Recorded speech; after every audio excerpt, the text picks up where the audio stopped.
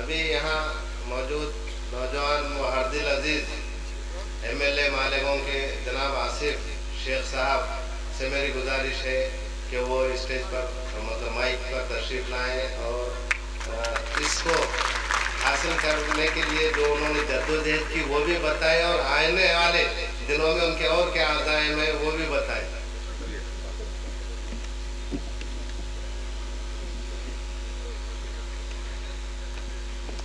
आज के इस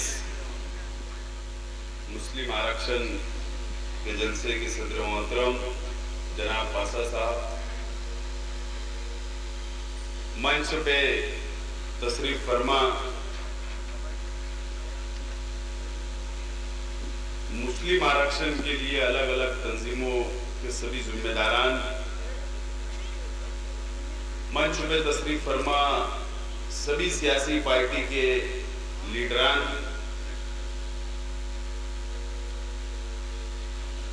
और यहाँ पर मौजूद सभी नौजवान बुजुर्ग हजरात, सभी हमारे इलेक्ट्रॉनिक मीडिया के सभी साथी, पास में बैठी हुई मेरी माँ और बहनें, सबसे पहले मैं अल्ताफ भाई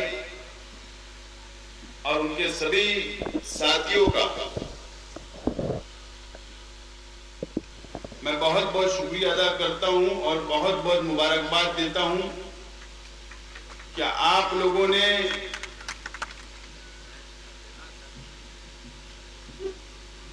इस शहर के अंदर, इस जिले के अंदर कई महीनों से आप जो बेदारी पैदा करने की कोशिश कर रहे थे, आज आप लोग कामयाब होते नजर आ रहे हैं। मैं आपको बहुत बहुत मुबारकबाद देता हूं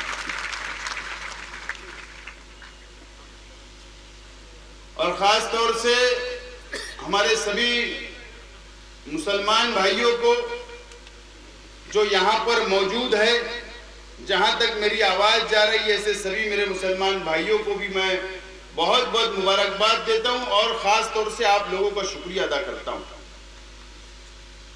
कि रिजर्वेशन ये ऐसा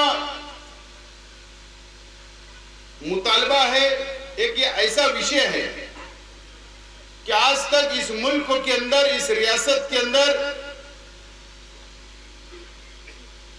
70% मुसलमान आज तक ये समझ ही नहीं सके कि मुसलमानों को रिजर्वेशन काय का चाहिए, रिजर्वेशन के क्या फायदे हैं। उसके बावजूद भी जो भी बेदारी इस रियासत के अंदर मुसलमानों के अंदर आ रही है, मैं सही मानों में आज आप लोगों को मुबारकबाद देने के लिए, आपके आवाज में आवाज मिलाने के लिए यहां पर आया हूं। यहां पर मंच के ऊपर रिजर्वेशन के ताल्लुक से, मुस्लिम आरक्षण के ताल्लुक से अलग अलग तंजीमें, अलग अलग संगठन अपने विचारों के साथ महाराष्ट्र के अंदर तहरीकें चला रही है और जो भी तहरीक चलती है या चलाई जाती है, सबका एक ही मकसद होता है कि मुसलमानों को रिजर्वेशन मिलना चाहिए, आरक्षण मिलना चाहिए, चाहे उनके विचार अलग हो सकते हैं। और मेरे भी विचार बिल्कुल हटकर है, मेरे भी विचार तंजीमों से, उनके विचार मेरे विचार के अंदर बहुत तफावत है, बहुत दूरियां हैं, लेकिन सिर्फ इसके लिए यहां पर आना पड़ा कि मुसलमानों को रिजर्वेशन के लिए बेदारी मुहिम चल रही है, तो एक आवाज में आवाज मिलाना चाहिए, उठना चाहिए आवाज पूरे रियासत के अंदर। इसके लिए मैं शहर के अंदर आया हूं। मुझसे पहले कई मुकर्रिर ने आप लोगों को तफसील मालूमात देने की कोशिश की कि इस मुल्क के अंदर, जब मुल्क को आजादी से पहले से लेकर आजादी के बाद तक और आज तक हमारे उलमा इकराम की कितनी कुर्बानियां रही इस मुल्क को आजाद करने के लिए, हजारों नहीं बल्कि लाखों की तादाद के अंदर हमारे उलमाओं ने कुर्बानियां दी। अलग अलग धर्म के लोगों ने, अलग अलग समाज के लोगों ने कुर्बानियां दी जब जाकर इस मुल्क को आजादी मिली। लेकिन आजादी के बाद से आज तक मुसलमान अपना हक मांग रहा है, लेकिन उसके साथ इंसाफ होता नजर नहीं आ रहा है। आज मैं आप लोगों से और मैं खुद भी आपके साथ शामिल हूं कि हमको यह तय करना पड़ेगा कि हमारी लड़ाई किससे हमको लड़ना है। एक पार्टी से लड़ना है, दो पार्टी से लड़ना है, तीन पार्टी से लड़ना है, या चार पार्टी से लड़ना है जो इस रियासत के अंदर इक्तिदार करती आई है, या इक्तिदार आज कर रही है या कल कर रही है। हमको यह तय करना है कि किससे हमारी लड़ाई जारी रखना है। जब हम ये तय नहीं कर पाएंगे कि लड़ाई हमारी किससे है, तो मैं समझता हूं कि कोई भी, चाहे मैं हूं चाहे और कोई हो, वो रिजर्वेशन की अगर तहरीक चला रहे तो उसके अंदर हमको कामयाबी नहीं मिल पाएगी।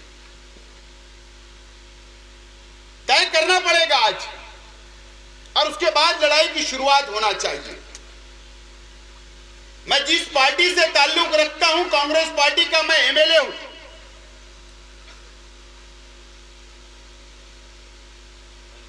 और एमएलए बनने से पहले मैं एक कारपोरेटर रहा और उसी के साथ कांग्रेस पार्टी का एक सदर था वहां पर मालेगांव में।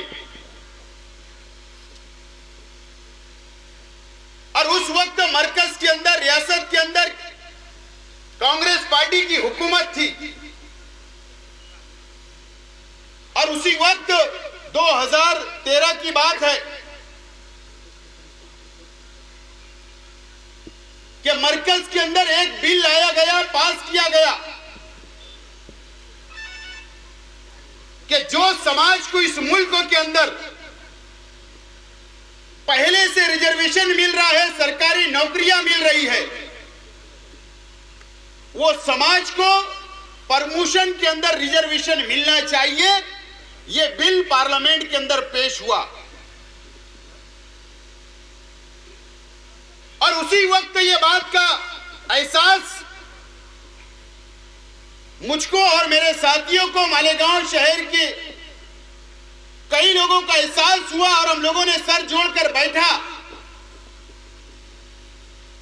और सर जोड़कर बैठने के बाद हमने ये बात का फैसला किया कि जहां पर मुल्क आजाद होने के बाद से लेकर आज तक मुसलमान अपना हक मांग रहा है, हमको नहीं मिल पा रहा, लेकिन जिन लोगों को रिजर्वेशन मिला उनको प्रमोशन में रिजर्वेशन देने की बात की जा रही है, तो हमको कोई तहरीक चलाना पड़ेगा। और यही बात को सामने रखते हुए मालेगांव शहर के अंदर जमीयतुल उलमा हिंद के जनरल सेक्रेटरी मौलाना महमूद मदनी साहब की क़यादत में मालेगांव शहर के अंदर 1 लाख से ज्यादा का इजलास मालेगांव शहर के अंदर 2013 के अंदर हम लोगों ने लिया। और लेने के बाद वहां पर मैंने खुद जो हमने स्थापना की, जो समिति की, मुस्लिम रिजर्वेशन फेडरेशन नाम का एक अदारा कायम किया और उसके बैनर के तले गैर सियासी लेवल के ऊपर, नॉन पॉलिटिकल बेस के ऊपर हम लोगों ने उसी इजलास के अंदर मैंने ऐलान किया था कि अगर हमारी सरकार क्यों ना हो और अगर हमको रिजर्वेशन नहीं दिया गया तो मालेगांव शहर से मुंबई तक 300 किलोमीटर का पैदल सफर किया जाएगा, पैदल मार्च किया जाएगा। हमने हमारी सरकार के खिलाफ भी वक्त आया तो हम लोगों ने उठकर खड़ा रहे और हमारी सरकार के खिलाफ भी आंदोलन करने की ताकत और हिम्मत हमने बताई उस वक्त। और 17 मई 2013 को मालेगांव शहर से पैदल मुंबई मार्च किया गया। पैदल हजारों की तादाद के अंदर हम लोगों ने पैदल मार्च किया, मुंबई तक गए। हमारे साथ 13 साल का मासूम बच्चे के साथ 80 साल के बुजुर्ग तक हमारे साथ रहे और हजारों की तादाद के अंदर हम लोग वहां पर गए। हमारे अपने पैरों के अंदर जो चमड़ियां थी वो पूरी तरीके से खत्म हो गई, खून निकल रहा था सभी लोगों के पैरों के अंदर। उसके बाद भी हमने हार नहीं माना और हम लोग सुमैया ग्राउंड के ऊपर मुंबई के अंदर पहुंचे। और वहां पर जाने के बाद उसी दिन उसी वक्त रात में 8 बजे मुख्यमंत्री पृथ्वीराज जी चौहान साहिब ने हमको उनके बंगले के ऊपर इनवाइट किया, बुलाया और बुलाने के बाद हमसे यह वादा किया था कि 1 महीने के अंदर डॉक्टर महमूदुर रहमान की कमेटी की जो हम लोगों ने बनाने के लिए उनको दिया, सर्वे करने के लिए दिया, वो रिपोर्ट का अहवाल मंगाकर उसको बेस बना के मुसलमानों को रिजर्वेशन दिया जाएगा। इस बात का ऐलान उन्होंने उसी वक्त किया। लेकिन 1 महीना गुजर गया, 2 महीना गुजर गया, फिर उसके बाद हम लोगों ने पाठ पुरावा किया और उसके बाद यह हुआ कि डॉक्टर महमूदुर रहमान साहब से जाकर हम लोग दिल्ली के अंदर, जो एक रिटायर आईएएस ऑफिसर है, उनसे जाकर दिल्ली के अंदर जाकर हमने बात की और बात करने के बाद हमने ये सोचा था कि उनके पास जाने के बाद शायद हमको कोई रिस्पांस नहीं मिलेगा, हमसे कोई बात नहीं की जाएगी। लेकिन बुलाने के बाद उन्होंने हमको बहुत इज्जत दी और मुबारकबाद दी और ये कहा कि मैं सरकार को फोन कर रहा था कि रिपोर्ट तैयार है, आप रिपोर्ट लो, लेकिन सरकार नहीं मंगा रही थी। आप ही का रिजर्वेशन जो पैदल मार्च गया, सरकार आप मुझको फोन कर रही है कि रिपोर्ट लाकर जल्दी दो। उसके बाद 2013 के अंदर ये रिपोर्ट आने के बाद 14 के अंदर सरकार ने ये बात का फैसला लेने की शुरुआत की। 2014 के अंदर सरकार ने मराठा समाज का जो नारायण राणे साहब की क़यादत के अंदर रिपोर्ट का अहवाल आया और डॉक्टर महमूदुर रहमान कमेटी का जो अहवाल 2014 के अंदर दोनों को बेस बनाकर मुसलमानों को धर्म के आधार के ऊपर, मजहब की बुनियाद के अंदर रिजर्वेशन नहीं दिया गया, बल्कि मुसलमानों की पासमंदे को तय करते हुए, बैकवर्डपन को तय करते हुए उसको बेस बनाकर मुसलमानों के अंदर जितनी पोट जातियां हैं उसके अंदर उसको शामिल किया गया और उसके बाद 5% रिजर्वेशन मुसलमानों को और 16% रिजर्वेशन मराठा भाइयों को भी दिया गया। उसके बाद कुछ लोगों के पेट में मरोड़ हुआ, तकलीफ हुई कि मुसलमानों को रिजर्वेशन कैसे दे दिया गया, मराठा समाज को रिजर्वेशन किस तरीके से दिया गया। और कुछ लोगों ने उसको चैलेंज हाई कोर्ट के अंदर किया। हाई कोर्ट के अंदर जब चैलेंज हुआ, उसके बाद हाई कोर्ट ने जो फैसला सुनाया, फैसला यही सुनाया कि मराठा समाज को न सरकारी मुलाजमत के अंदर रिजर्वेशन की जरूरत है और ना ही एजुकेशन के अंदर जरूरत है। इसके लिए शरीय से इनकार कर दिया, रिजेक्ट कर दिया। उसके साथ मुसलमानों का फैसला भी आया। फैसला यह आया कि मुसलमानों को आला तालीम के अंदर, एजुकेशन के अंदर 5% रिजर्वेशन मिलता रहना चाहिए। हाई कोर्ट ने यह फैसला सुना दिया। सरकारी मुलाजमत के अंदर मुसलमानों को रिजर्वेशन नहीं मिलना चाहिए, हाई कोर्ट ने यह हमारे खिलाफ में फैसला सुनाया। उसके बाद यह बात बिल्कुल सच है कि अगर कोई अध्यादेश निकलता है, कोई जीआर निकलता है, तो उसको 6 महीने के अंदर असेंबली के अंदर बिल बनाकर पेश करना पड़ता है। लेकिन यह फिरका परस्त सरकार सरकार का परिवर्तन हुआ, नागपुर का असेंबली का इजलास चल रहा था, सेशन चल रहा था,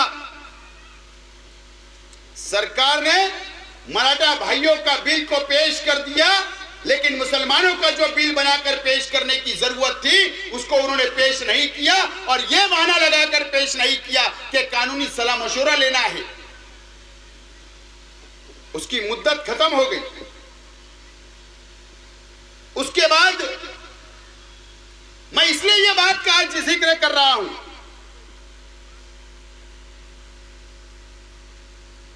कि महाराष्ट्र असेंबली का मैं एक सदस्य हूं, आमदार हूं, जहां पर इस रियासत का, इस राज्य का कानून बनता है, पॉलिसियां तय होती है, लेकिन इस महाराष्ट्र के अंदर मैं आज ये बात नहीं कहूंगा, महाराष्ट्र असेंबली के अंदर सिर्फ 9 एमएलए मुसलमान हैं। मैं ये नहीं कहूंगा, इख्तिलाफी बात नहीं कि कौन पार्टी का मुस्लिम एमएलए है, लेकिन ये जरूर कहूंगा कि जब भी वक्त आया, जब से मैं 2014 के बाद जब एमएलए बना, जब महाराष्ट्र असेंबली का अगर किसी को मेरा रिकॉर्ड देखना है या मुस्लिम एमएलए का रिकॉर्ड देखना है, तो आप एक माहिती का अधिकार लगाकर निकाल लेना। उसके अंदर आप जरूर, जहां पर भी अधिवेशन होता है उसके अंदर जब वक्त पड़ा, मुसलमानों को रिजर्वेशन का वहां पर मुतालबा किया गया, लेकिन मुसलमानों को मिसगाइड करने का काम इस राज्य के अंदर चल रहा है। उसके बाद जब सरकार ने बिल को लेफ्ट से कर दिया, हमने मुंबई के अंदर सभी मुसलमान एमएलए ने मिलकर हंगामा किया, असेंबली को बंद करने की बात आई, बंद कर दिया। उस वक्त सरकार मजबूर हुई और उन्होंने हमारे साथ मीटिंग की और उन्होंने ये बात कही कि मुसलमानों को अगर हम भी चाहेंगे तो आरक्षण नहीं दिया जाएगा, क्योंकि हमारे हेडक्वार्टर का हमको आदेश नहीं है, हमारी पार्टी की पॉलिसी नहीं है, बीजेपी की पॉलिसी नहीं है, आपको रिजर्वेशन नहीं मिल सकता। उसके बाद हमने ये बात जहन बना लिया था कि ये सरकार, फिरका परस्त सरकार कभी नहीं दे सकती मुसलमानों को, लेकिन आज अल्लाह तबारक व तआला ने आज हालात इस रियासत के अंदर, इस राज्य के अंदर ऐसे बना दिए कि हमारे साथ साथ जो मराठा समाज को रिजर्वेशन मिला था, मराठा समाज अपने हक के लिए लाखों की तादाद के अंदर, हर डिस्ट्रिक्ट के अंदर लाखों की तादाद में मोर्चा निकालकर अपना गया हुआ, अपना खोया हुआ रिजर्वेशन मांग रहा है। तो मुझे बताइए कि हम लोग अगर आज रिजर्वेशन की तहरीक चलाने की अलग अलग तंजीम अगर बात कर रही है या मैं खुद भी कर रहा हूं, तो गलत क्या है? 2014 के अंदर जहां मराठा समाज को रिजर्वेशन मिला, उसी के साथ उसी वक्त उसी टाइम मुसलमानों को भी दिया गया था। और अगर आज मराठा भाई हमारे रिजर्वेशन मांग रहे हैं, उनका हक मांग रहे हैं, तो उनको तो मिलना भी चाहिए। वो पाटिंबा मैंने वहां पर मालेगांव शहर के अंदर खुद मराठा समाज के रिजर्वेशन को पाटिंबा दिया, और आज भी मैं मेरा व्यक्तिगत पाटिंबा जाहिर करता हूं कि मराठा समाज को आरक्षण मिलना चाहिए। लेकिन हम ये सरकार से ये डिमांड कर रहे हैं कि अगर मराठा समाज का विचार किया जा रहा है, सुप्रीम कोर्ट के अंदर केस लड़ी जा रही है, अगर हाई कोर्ट के फैसले के खिलाफ में अपील दाखिल की गई, तो मुसलमानों के जो फैसला आधा हमारे खिलाफ आया, तो यह नालायक सरकार ने, यह फिरका परस्त सरकार ने सुप्रीम कोर्ट के अंदर एप्लीकेशन क्यों नहीं किया, क्यों अपील नहीं की, क्यों हमारे साथ नाइंसाफी कर रही है? यही वजह से हम लोगों ने मालेगांव शहर के अंदर महाराष्ट्र की तारीख का 7 अक्टूबर जो गया, 1 लाख से ज्यादा का मोर्चा मालेगांव शहर के अंदर हमने निकाला और पूरे महाराष्ट्र के अंदर ये मैसेज दे दिया कि आज वक्त है हमको बेदार होने का। और इसीलिए उसी मोर्चे के अंदर जो लड़की को आपने सुना, उसकी तकरीर हुई थी, मेरी तकरीर हुई थी, और मैंने वहां पर यह बात कभी ऐलान किया कि सीधी उंगली से घी नहीं निकलेगा, तो हमको टेढ़ी उंगली भी करना आती है। वहीं पर इंटीमेशन दिया गया कि अगर सरकार ने 21 नवंबर तक हमारे को मुसलमानों की तंजीमों को, चाहे वो अलग अलग जिलों के अंदर तंजीम चल रही हो, अलग अलग प्लेटफार्मों से तंजीम चल रही हो, चाहे पूरे रियासत के अंदर मुसलमान अलग अलग तंजीम चला रहे हैं, अगर सरकार ने हम लोगों को बुलाकर बात नहीं की, हमारी रिजर्वेशन की बात नहीं की, हमको हक नहीं दिया, तो मैंने ऐलान किया कि 21 नवंबर को मालेगांव शहर से एक मर्तबा फिर नासिक कलेक्टर ऑफिस जो 110 किलोमीटर है वहां पर जाकर टाला ठोक आंदोलन करने का भी हम लोगों ने ऐलान किया। सरकार सीधी उंगली से घी निकालने, सिधाई से मानने वाली ये सरकार नहीं है। ये सरकार जब तक हम लोग टेढ़ी उंगली नहीं करेंगे, हमारी बातों को नहीं सुनेगी, और इसीलिए इस बात का भी हम लोगों ने ऐलान किया। मैं आज यही गुजारिश करने के लिए आपके बीच आया हूं। सभी तंजीम के जिम्मेदारान यहां पर बैठे हुए हैं कि हम लोगों को लड़ाई किससे लड़ना यह तय करना पड़ेगी। सेकुलर ताकतों के खिलाफ लड़ाई लड़ना है या फिरका परस्त ताकतों के खिलाफ लड़ाई लड़ना है, इस बात भी हमको तय करके हमारा रास्ता तय करना पड़ेगा। मैं आज एक बहैसियत मुसलमान होने के नाते आपके बीच में हूं, ना कि मैं मेरी पार्टी को यहां लाया हूं, झंडा लेकर नहीं आया। अगर हमने ये बात तय नहीं की, आज हालात हमारे अपने खिलाफ बन रहे, इस रियासत के अंदर बोलो या इस मुल्क के अंदर हमारे खिलाफ हालात बन रहे हैं। जब से ये फिरका परस्त सरकारें आई, जहां देखो मुसलमानों को तकलीफ देने का काम, हमारे नौजवानों को बेगुनाह जेल के अंदर डालने का काम, कभी गौ वंश का कायदा लगाकर मुसलमानों के खाने के ऊपर पाबंदी, कभी रिजर्वेशन छीनने का काम, कभी इखलाक अहमद का कत्ल, इस तरीके के पूरे हिंदुस्तान के अंदर, रियासत के अंदर मुसलमानों को तकलीफ देने का काम यह फिरका परस्त सरकार कर रही है। ये रिजर्वेशन की बात हो, जो तुम आंदोलन खड़ा करेंगे, हमारे उलमा इकराम जिस दिन ऐलान कर देंगे कि पूरे महाराष्ट्र के सभी तंजीम एक हो जाओ और हमको पुरअमन तरीके से एहतजाज करना है, मुंबई के अंदर मोर्चा निकालना है, तो यकीन के साथ आपको आज मैं यकीन दिलाकर जाता हूं कि जिस दिन हमारे इस रियासत के उलमाओं ने ऐलान कर दिया, तो इंशाअल्लाह सबसे पहला ये शेख आसिफ आपके आगे खड़ा रहेगा, आप मेरे पीछे खड़े रहेंगे। ये बात का मैं ऐलान करने के लिए आया। उलमाओं ने ऐलान करना चाहिए, लड़ेंगे हम पुरअमन तरीके से।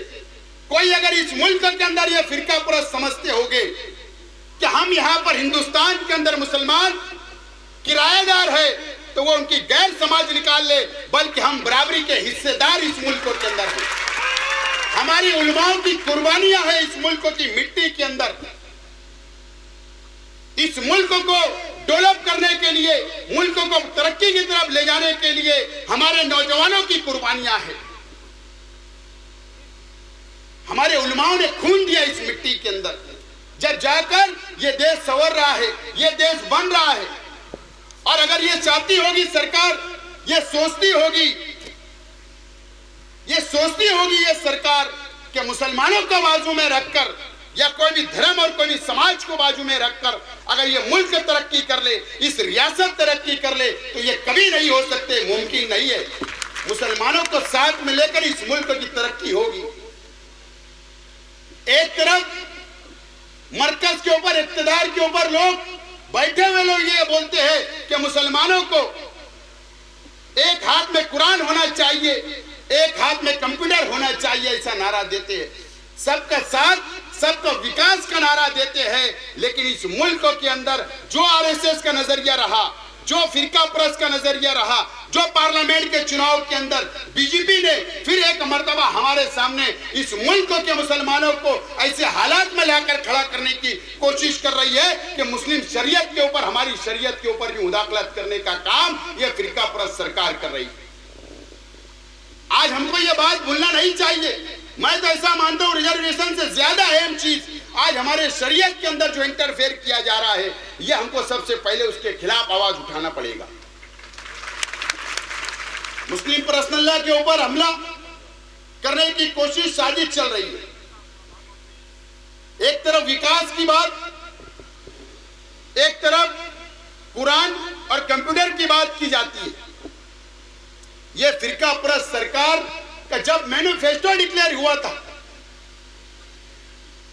तो उस मैनिफेस्टो के अंदर इस मुल्क के अंदर एक सा सिविल कोड लाने की बात की गई, वादा किया गया इस हिंदुस्तान की आवाम से। उसके बाद धीरे धीरे माहौल बनाने की कोशिश की जा रही है। बीजेपी को यह बात समझती है, फिरका परस्तों को यह बात समझती है कि अगर हमने पार्लियामेंट के अंदर एक सा सिविल कोड का बिल पेश किया और कानून बनाने की अगर उन्होंने शुरुआत की और बिल पेश करके अगर वहां पर बहस की तो वह पार्लियामेंट के अंदर तो जरूर कामयाब होंगे। लेकिन उनको यह बात समझती है कि दो पार्लियामेंट चलती है, एक लोकसभा एक राज्यसभा चलती है। जब तक दोनों हाउस का बिल मंजूर नहीं होता वो कानून में तब्दील नहीं होता। ये जमहूरी मुल्क है।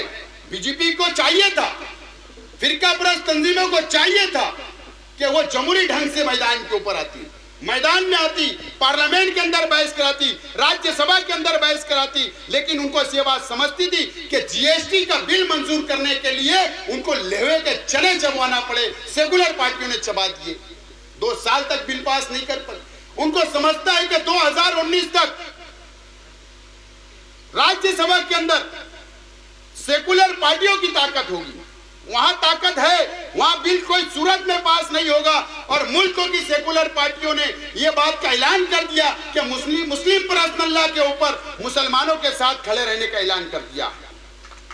लेकिन कुछ नालायक किस्मों की औरतें, कुछ जो बीजेपी उनको इस्तेमाल कर सुप्रीम कोर्ट के अंदर ले गई और सुप्रीम कोर्ट के अंदर इस तरीके का एफिडेविट दिया जाता, हल्फनामा दिया जाता कि इस मुल्क के अंदर एक सा सिविल कोड लागू कर दिया जाए।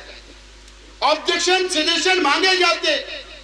अगर आपको ऑब्जेक्शन मंगवाना था, मशवरे मांगना था, तो आप सिर्फ मुसलमानों के लिए वो इख्तियार निकालते लॉ कमीशन का और मुसलमानों से ही एतराज मंगाते। लेकिन तुमने ये साजिश रची कि पूरे मुल्कों से आपने मंगाए। इन 125 करोड़ मुसलमानों में जहां पर 15% अगर हम इस मुल्क के अंदर है तो आप बताइए, आप फैसला कर सकते हैं कि 15% ज्यादा है कि 85% ज्यादा है। उनके इतराज मंगाने का मतलब क्या? अगर मंगाना था आपको इतराज, आपको मशवरे मंगवाना था तो इख्तियार के अंदर यह बात लिखी जानी चाहिए थी कि सिर्फ मुसलमान इसके अंदर मशवरे दें। लेकिन ऐसा नहीं करते हुए सुप्रीम कोर्ट के जरिए इस तरीके का माहौल बनाकर, इस तरीके का दबाव तंत्र इस्तेमाल कर इस मुल्क के अंदर एक सिविल कोड की बात की जा रही है। आपने हमारा खाना छीना, हमने बर्दाश्त किया। आपने हमारे मुसलमानों को बेगुनाह जेल के अंदर डाला, हमने बर्दाश्त किया। आपने फसादात के नाम पर मुसलमानों को गोलियां मारी, हमने बर्दाश्त किया। आपने फसादात के नाम पर मुसलमानों को लूट लिया, हमने बर्दाश्त किया। आपने मुसलमानों की प्रॉपर्टी लूट लिया, हमने वो भी बर्दाश्त किया। आप हमारा रोजगार छीन रहे हो, हम वो भी बर्दाश्त किया। आप हमारा रिजर्वेशन छीने, हम वो भी बर्दाश्त करेंगे। लेकिन हम इस मुल्क बल्कि दुनिया का मुसलमान हमारी शरीयत के अंदर बाल बढ़ाकर भी इंटरफेयर बर्दाश्त नहीं करेगा। अगर हमारी गर्दन उड़ा भी जाए तो हम नहीं बर्दाश्त करेंगे। ये फिरका परस्त सरकार ये बात समझ ले, हमारी आजमाइश ना ली जाए। हम सब बर्दाश्त कर रहे हैं, लेकिन इस तरीके का हमारी शरीयत के अंदर अगर कोई इंटरफेयर करेगा, शरीयत के अंदर मुदाखलात करेगा तो यह कतई बर्दाश्त नहीं किया जाएगा। मुस्लिम पर्सनल लॉ बोर्ड, जमीयतुल उलमा हिंद, अलग अलग मसलक के उलमा जो ऐलान कर रहे हैं मुसलमानों से, मैं ऐलान करता हूं एक मुसलमान होने की हैसियत से कि आप लोग जो दस्तगीरी मुहिम चल रही है उसके अंदर बढ़ चढ़कर हिस्सा लेकर, ताकि सरकार के ऊपर हमको दबाव बनाने की जरूरत है, उसके अंदर मैं अपील करता हूं कि आप लोग सिग्नेचर ज्यादा से ज्यादा करें। और आखिर में मैं इस बात का आपको यकीन दिलाता हूं आप लोगों को कि महाराष्ट्र असेंबली का रुकन होने की हैसियत से, एमएलए होने की हैसियत से, अगर सरकार ने मुस्लिम रिजर्वेशन के लिए, आला तालीम के लिए रिजर्वेशन, सरकारी मुलाजमत में रिजर्वेशन अगर हमारी बातों को सरकार ने नहीं माना तो मैं यकीन दिलाता हूं आपको कि महाराष्ट्र का 5 दिसंबर से जो नागपुर के अंदर अधिवेशन शुरू होगा, इंशाअल्लाह सबसे आगे पाओगे। वहां पर मुसलमानों के मसाल उठाने के लिए मैं जरूर आपका पाबंद रहूंगा। आपका मुसलमान होने के नाते मैं आपको इस बात का यकीन दिलाता हूं। सिर्फ मैदान के ऊपर स्टेज लगाकर तकरीर करना नहीं, बल्कि मैं आज चंद बातें मेरे ताल्लुक से बता के मेरी बात खत्म करूंगा। महाराष्ट्र असेंबली का इस सरकार का पहला अधिवेशन नागपुर के अंदर शुरू हुआ और नागपुर के अंदर जैसे ही तीसरा दिन असेंबली का था, वहां पर सबसे पहला मुतालबा क्या किया गया कि महाराष्ट्र जमीयतुल उलमा के ऊपर पाबंदी लगाई जाए। ऐसा मुतालबा बीजेपी के एक एमएलए ने किया, लेकिन अल्लाह का एहसान है कि आपका ही भाई तक उसको डिफेंस किया, वहां पर एहतजाज किया और मुख्यमंत्री को यह बयान देना पड़ा कि नहीं, हम जमीयतुल उलमा पे पाबंदी नहीं लगाएंगे।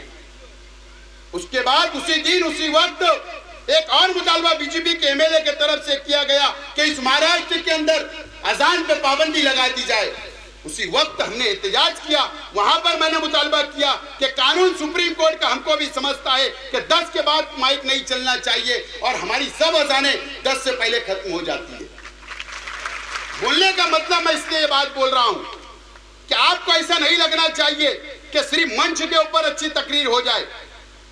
अल्लाह का एहसान है कि आज अगर यहां पर बोला तो इस तरीके की बात भी महाराष्ट्र असेंबली के अंदर बोलने की ताकत भी आपका भाई रखता है। इसीलिए बात को मैं यकीन दिलाने के लिए मैं आज आया हूं। आखिर में मैं आपसे ये मुतालबा करता हूं कि नांदेड़ डिस्ट्रिक्ट के अंदर ये इजलास हो रहा है और मैं अभी नांदेड़ के अंदर मुकाम किया, वहां पर कुर्ती समिति बनी मुस्लिम आरक्षण की और उन्होंने ऐलान किया कि 27 नवंबर को एक बड़ा मोर्चा जिला कलेक्टर ऑफिस के अंदर नांदेड़ में ले जाने का उन्होंने ऐलान किया। अखबारात के अंदर भी खबर आई। तो मैं यही गुजारिश कर रहा हूं यहाँ के जिम्मेदारान जिन्होंने मंच को सजाया, इस गांव के जिम्मेदारान से, आप लोगों से, कि आप जिस तरीके से नासिक जिले का एक मोर्चा निकालने का फैसला हमने किया था, आप जो 27 नवंबर को जो मोर्चा होगा तो आप ऐसा ना हो कि अलग अलग हम लोग कोई धरना देगा, कोई मोर्चा निकालेगा, कोई बंबई में बैठेगा, कोई नागपुर में बैठेगा। ऐसा ना करते हुए 27 तारीख को जो हो रहा है, आप मशवरे से बात तय करो। मुझे अधिकार नहीं है ऐलान करने का, मशवरे से तय करके एक ही कोई भी तहरीक का आप ऐलान करो। यही बात बोलने के लिए मैं खड़ा हुआ था।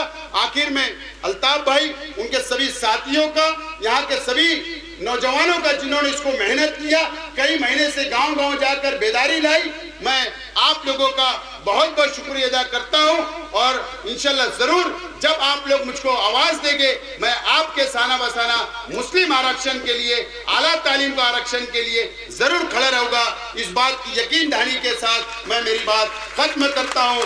शुक्रिया, खुदा हाफिज, अस्सलाम वालेकुम, जय हिंद, जय महाराष्ट्र।